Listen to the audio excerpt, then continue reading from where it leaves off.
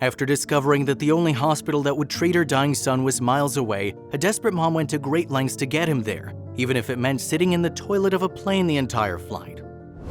Any mom would go to the ends of the earth for their child, even if it means trying to do the impossible.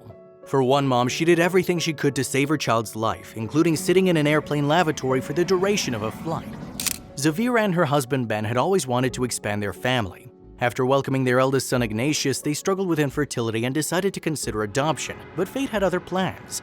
At 37 years old and with pending adoption papers, Zavira suddenly fell ill. She felt nauseous and her breast was suddenly tender. At first, she thought it was early menopause, but decided to take a pregnancy test for the sake of it. To her surprise, the test turned out positive. She was in absolute shock, and her husband had the same reaction when she told him about it. They were at a beach when she put a folded post-it note inside his pocket. When he saw it, he asked, "Are you sure?"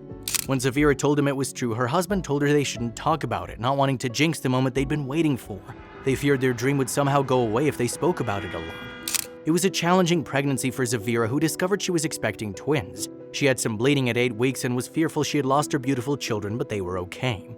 At the 20th week mark, during one of her routine ultrasounds, she felt something was wrong when the doctors suddenly felt silent. They broke the news to Zavira that one of the twins, Francis, had Down syndrome and ventricular septal defect, more commonly known as a hole in the heart.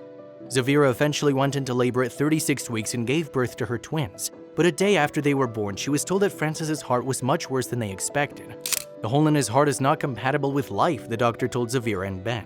At first glance, they couldn't believe this was their son's reality. He wasn't on a respirator and looked fine, but he was fighting really hard for his life. Zavira felt that every second they weren't doing something meant Francis was getting closer to death, so she did everything she could to get him the treatment he needed. Francis needed a special operation to survive, but it was only possible in Melbourne, which was thousands of miles away from their native Darwin. As COVID-19 was rampant then, no commercial flights would take them. It took days of lobbying until they were finally put on a care flight to Melbourne. Also, if you have not done so already, please subscribe to our channel and click that notification bell to get inspired by these real-life stories every day. Now, back to the story. At 21 days old, Francis was transported to Melbourne through an incubator with a medical team. The incubator was usually flown in from Sydney or Melbourne, but thanks to a foundation called the Humpty Dumpty Foundation, the transport incubator was donated to the hospital where Francis was in.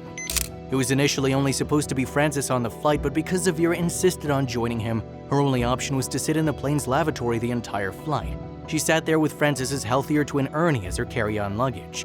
When they finally reached Melbourne, Zavira couldn't help but cry. So much weight had been lifted from her shoulders, and her darling son would finally get the care he needed.